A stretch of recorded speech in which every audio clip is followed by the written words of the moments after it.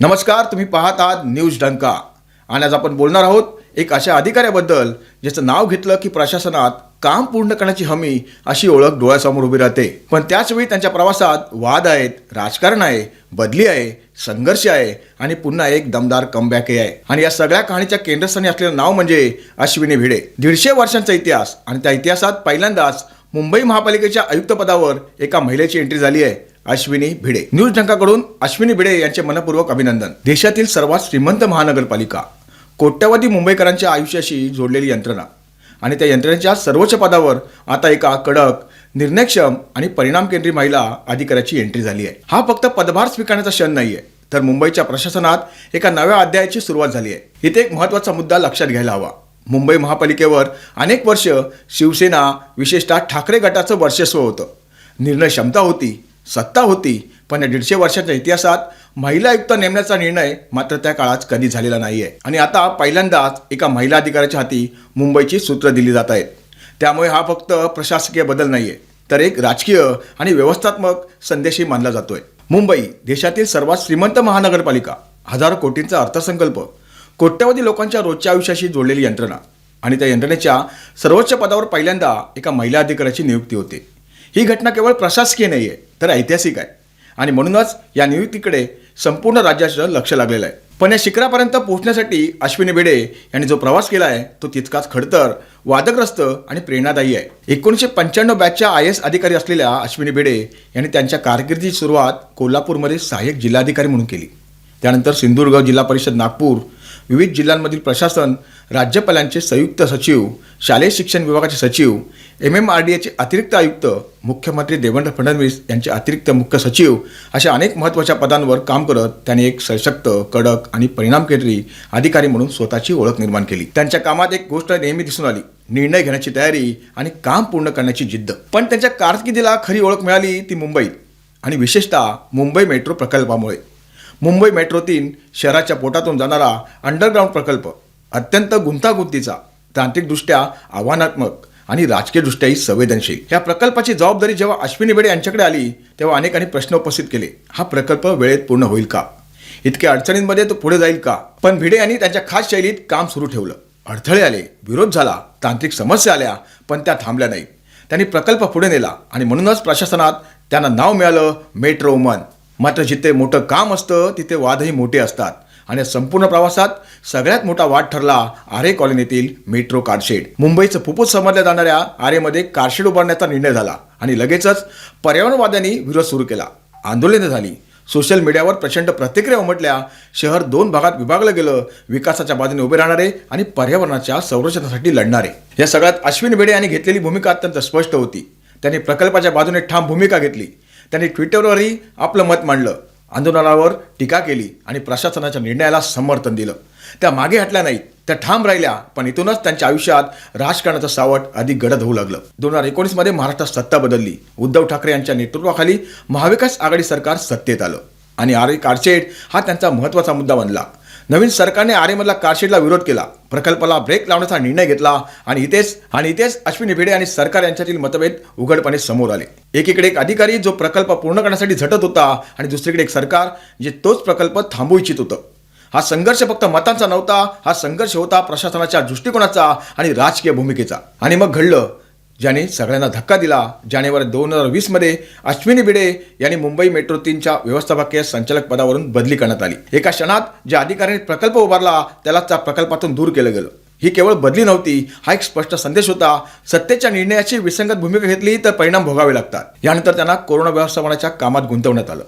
मार्च 2020 मध्ये कोरोना संकट उभं ठाकलं होतं. मुंबई देशातील सर्वात मोठं हॉटस्पॉट बनत होतं. अशा वेळी त्यांच्यावर जबाबदारी टाकण्यात आली. त्यांनी तीही जबाबदारी पार पाडली. पण हा त्यांचा मूळ विषय नव्हता. त्यांची ओळख होती मोठ्या पायाभूत प्रकल्पांची. यानंतर काही महिन्यातच त्यांची मुंबई महानगरपालिकेच्या अतिरिक्त आयुक्तपदी निवड करण्यात आली. म्हणजेच मेट्रोसारख्या महत्त्वाच्या प्रकल्पातून बाजूला काढून त्यांना वेगळ्या प्रशासकीय भूमिकेत टाकण्यात आलं. हा काळ त्यांच्या कारकिर्दीतील सर्वात संवेदनशील आणि चर्चेचा टप्पा ठरला. अनेकांनी निर्णय राजकीय असल्याचं म्हटलं, काहींनी प्रशासनातील संघर्षाचा परिणाम मानला. पण एक गोष्ट स्पष्ट होती, अश्विनी भिडे यांना त्यांच्या भूमिकेमुळे बाजूला केलं गेलं. पण कथा इथे संपली नाही, कारण म्हणतात ना, किस्मत की सबसे खूबसूरत आदत पता है क्या है, वो वक्त आने पर बदलती है. आणि अगदी तसंच काहीसं इथेही घडलं. कारण 2020 मध्ये पुन्हा एकदा सत्ता बदलली, शिंदे फडणवीस सरकार सत्तेत आलं आणि पुन्हा एकदा अश्विनी भिडे यांच्या कामाची दखल घेतली गेली. त्यांना पुन्हा मुंबई मेट्रो 3 प्रकल्पाची जबाबदारी देण्यात आली. हा फक्त एक प्रशासकीय निर्णय नव्हता, हा एक संदेश होता. काम करणाऱ्या अधिकाऱ्याला पुन्हा संधी दिली जाते. या कमबॅक नंतर भिडे पुन्हा त्यांच्या मूळ शैली दिसू लागल्या. प्रकल्पांना वेग आला, निर्णय घेतले गेले आणि पुन्हा एकदा त्यांच्या डिलिव्हरीची चर्चा सुरू झाली. मुख्यमंत्री देवेंद्र फडणवीस यांच्या विश्वासातील अधिकारी म्हणून त्यांची ओळख अधिक ठळक होऊ लागली. इथे आणखी एक विरोधाभास लक्षात येतो. ज्या अश्विनी भिडे यांना मेट्रो 3 प्रकल्पाच्या प्रमुख पदावरून महाविकास आघाडी सरकारच्या काळात हटवण्यात आलं होतं, त्याच भिडे आज आयुक्त पदावर विराजमान झाले आहेत. दरम्यान ज्यांच्या काळात हा निर्णय झाला आहे ते उद्धव ठाकरे यांचे सरकारही सत्तेत नाहीये आणि मुंबई महापालिकेवरही त्यांची सत्ता उरलेली नाहीये. त्यामुळे घडामोडीकडे अनेक जण एक राजकीय टर्निंग पॉईंट म्हणून पाहत आहेत. मुख्यमंत्री देवेंद्र फडणवीस यांच्या विश्वासातील अधिकारी म्हणून त्यांची ओळख अधिक ठळक झाली आहे, तर उपमुख्यमंत्री एकनाथ शिंदे यांनी त्यांच्या कामाचं अनेकदा कौतुक केलंय. आणि मग आला तो क्षण ज्यांनी त्यांच्या कारकिर्दीला एक ऐतिहासिक वळण दिलं. मुंबई महापालिकेच्या आयुक्तपदासाठी अनेक नावाची चर्चा सुरू होती, पण शेवटी निवड झाली अश्विनी भिडे. आणि या सगळ्या जबाबदाऱ्यांच्या पार्श्वभूमीवर अश्विनी भिडे यांनी आपली भूमिका स्पष्ट केली आहे. नवीन जबाबदारीसोबत येणाऱ्या प्रत्येक आव्हानाला ठामपणे सामोरं जाईन. मुंबईसाठी जास्तीत जास्त परिणामकारक काम करण्यावर माझा भर असेल आणि प्रशासनातील अनुभवाच्या जोरावर सर्वांच्या सहकार्याने ही जबाबदारी सक्षमपणे पार पाडू, असा ठाम विश्वास त्यांनी व्यक्त केलाय. मुंबई देशाची आर्थिक राजधानी, स्वप्नांची नगरी आणि कोट्यावधी लोकांच्या आशा अपेक्षांचं केंद्र. महिला म्हणून काही वेगळं सिद्ध करायचं आहे का, असा त्यांचा अजिबात दृष्टिकोन नाहीये. पण पहिली महिला आयुक्त म्हणून मिळालेली संधी एक मोठी जबाबदारी आहे आणि ती पूर्ण क्षमतेने पार पाडण्याचा निर्धार त्यांनी स्पष्ट शब्दात व्यक्त केलाय. आणि याच वेळी पहिला महिला आयुक्त या प्रश्नावर त्यांनी दिलेलं उत्तरही तितकंच बोलकं होतं. भिडे त्यांच्या खास थेट शैलीत म्हणाल्या, कदाचित याआधी ही संधी कोणी घेतलीच नाहीये, म्हणूनच ती आता मला मिळाली आहे. एक साधं वाक्य आहे, पण त्यातून अनेक अर्थ स्पष्ट होतात. या शहराची पायाभूत सुविधा अधिक सक्षम करणं, नागरिकांची सुरक्षितता वाढवणं, ट्रान्सपोर्ट सिस्टीम अधिक वेगवान आणि सुलभ बनवणं आणि सर्वात महत्त्वाचं म्हणजे मुंबईकरांचं जीवनमान उंचावणं, या सर्व बाबींवर आपला स्पष्ट फोकस असेल, असंही अश्विनी भिडे यांनी ठामपणे सांगितलंय. कारण मुंबई महापालिका म्हणजे एक फक्त संस्था नाहीये, ती एक संपूर्ण शहर चालवणारी व्यवस्था आहे. पावसाळ्यातील परिस्थिती, नालेसफाई, रस्त्यांचे काँक्रिटीकरण, खड्डेमुक्त मुंबई, कोस्टल रोड, उड्डाणपूल, आरोग्य व्यवस्था, शिक्षण व्यवस्था आणि सर्वात महत्त्वाचं भ्रष्टाचाराच्या आरोपांनी ग्रासलेली प्रतिमा सुधारणं, या सगळ्या जबाबदाऱ्या आता त्यांच्या खांद्यावर आहेत. अश्विनी भिडे यांची कार्यशैली पाहिली तर एक गोष्ट स्पष्ट दिसते, त्या कडक आहेत, स्पष्ट आहेत आणि निर्णय घेण्यास मागे हटत नाहीत. काहींना त्यांचा स्वभाव कठोर वाटतो, पण त्या स्वभावामुळे काम पूर्ण होतं, हे तितकंच खरं आहे. महापालिकेत याआधी अतिरिक्त आयुक्त म्हणून काम केल्यामुळे त्यांना यंत्रणेची पूर्ण माहिती आहे. कुठे अडचण आहे, कुठे भ्रष्टाचार आहे, कुठे सुधारणा हवी आहे, याची त्यांना स्पष्ट जाणीव आहे. आज परिस्थिती अशी आहे की एका बाजूला महापौर ऋतू तावडे आणि दुसऱ्या बाजूला आयुक्त अश्विनी भिडे. महापालिकेत महिला नेतृत्वाची दुहेरी ताकद दिसणार आहे, पण या ताकदीसोबत अपेक्षांचं ओझंही तितकंच मोठं आहे.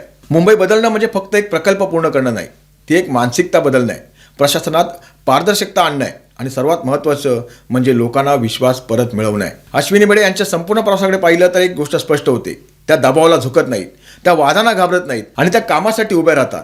आरे कारशीटपासून ते बदलीपर्यंत आणि पुन्हा कमबॅकपासून ते आयुक्त पदापर्यंत हा प्रवास सोपा नव्हता, पण त्यांनी प्रत्येक टप्प्यावर स्वतःला सिद्ध केलंय. हा सगळ्यांच्या नजरा त्यांच्याकडे आहेत, कारण प्रश्न एकच आहे, मेट्रो मन आता मुंबईला खऱ्या अर्थाने बदलू शकतील का? उत्तर वेळ देईल, पण एक गोष्ट नक्की आहे, मुंबईच्या इतिहासात आज एक नवा अध्याय सुरू झाला आहे आणि त्या अध्यायाच्या केंद्रस्थानी आहेत अश्विनी भिडे. जर तुम्हाला सविस्तर, दमदार आणि वास्तव मांडणारा व्हिडिओ आवडला असेल तर लाईक करा, शेअर करा आणि न्यूज डंकाला सबस्क्राईब करायला विसरू नका, कारण इथे आम्ही फक्त बातम्या देत नाही, आम्ही दाखवतो बातम्या मागचं खरं चित्र. धन्यवाद.